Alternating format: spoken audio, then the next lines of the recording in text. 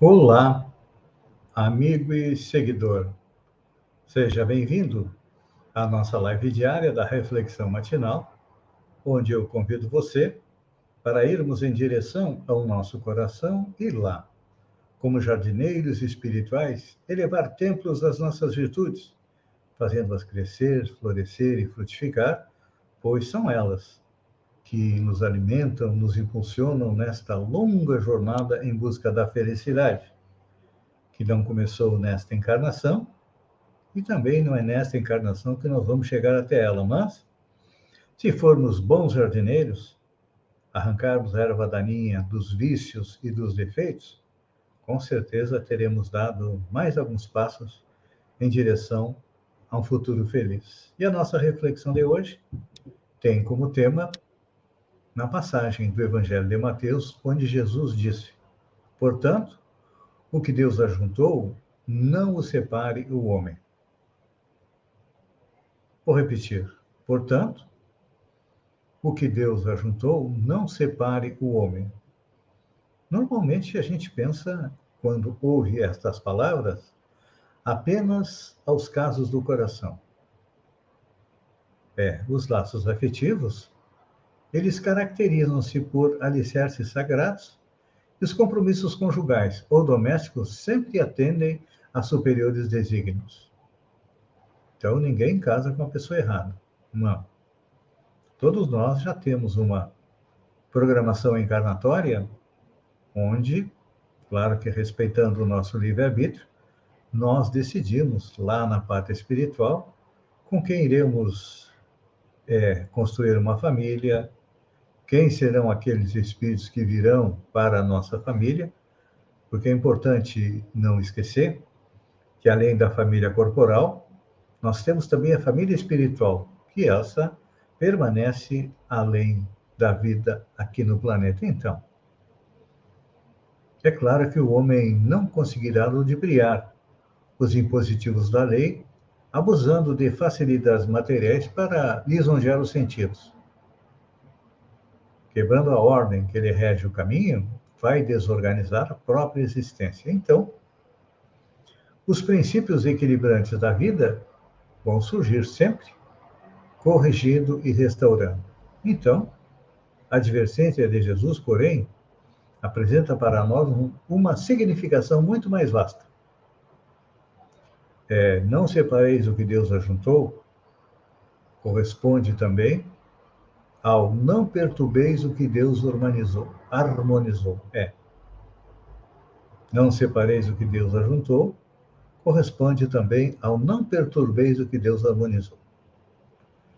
Então ninguém pode alegar o desconhecimento do propósito divino. O dever, por mais duro, constitui sempre a vontade de Deus. E a consciência é a sentinela vigilante do eterno.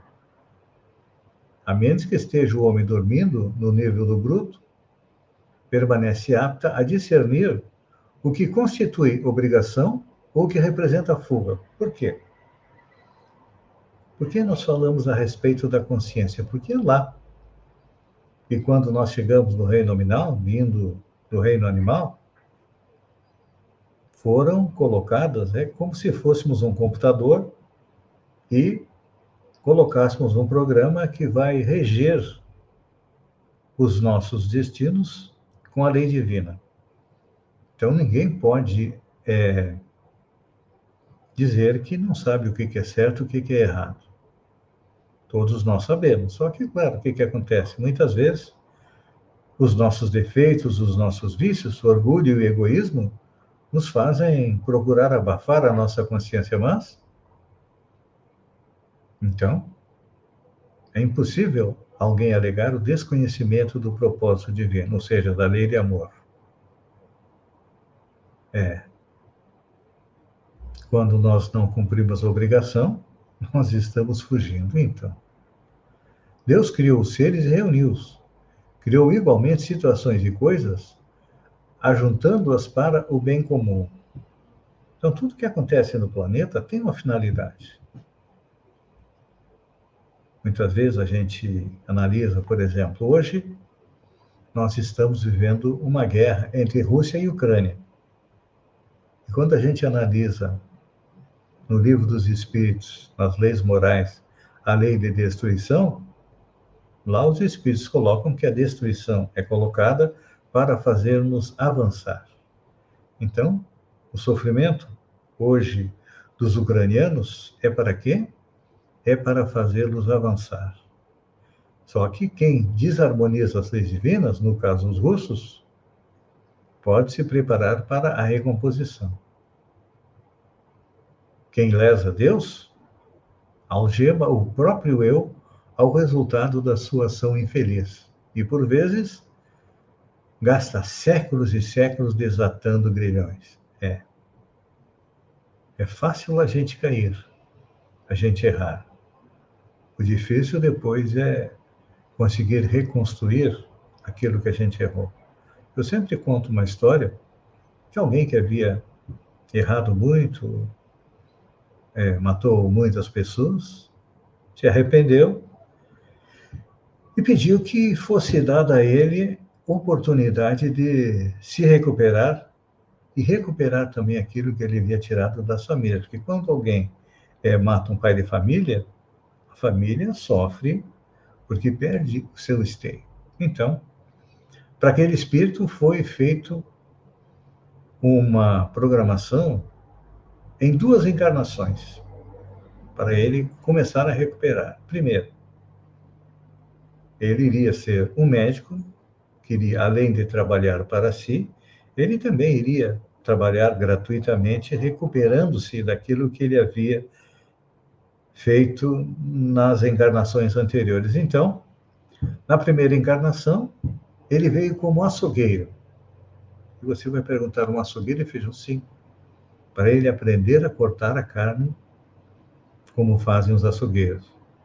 E na próxima encarnação ele veio como médico, valendo-se daqueles conhecimentos que ele teve como açougueiro, para consertar os corpos das pessoas. E olha que foram só 2 encarnações. É uma história simples, mas às vezes nós levamos séculos e séculos para poder nos recuperar. Então,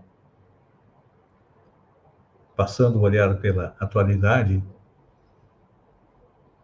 do planeta Terra nos dias de hoje, a gente percebe uma esmagadora percentagem dos homens que são milhões de espíritos em serviço reparador. Depois de haverem separado o que Deus ajuntou, perturbado com o mal, o que a providência divina estabeleceu para o bem. Então, é importante nós prestigiarmos as organizações justas e que a noção de dever identifica em nós e em todos os quadros do mundo. Às vezes, é possível perturbar as obras com sorrisos, mas seremos invariavelmente forçados a repará-las com suor e lágrimas. Esta é uma realidade. Esta é uma lei do universo. A cada um de nós, de acordo com as nossas obras. Então, nesta sexta-feira, tire alguns minutinhos, medite sobre o que você tem feito de bom para seus semelhantes, ou tem pensado egoisticamente em si mesmo. Se já está pensando em ajudar os semelhantes, já está iniciando o caminho de não separar o que Deus ajuntou. Pense nisso. Enquanto eu agradeço a você por ter estado comigo durante esses minutos, fiquem com Deus e até amanhã no amanhecer com mais uma reflexão matinal. Um beijo no coração e até lá, então.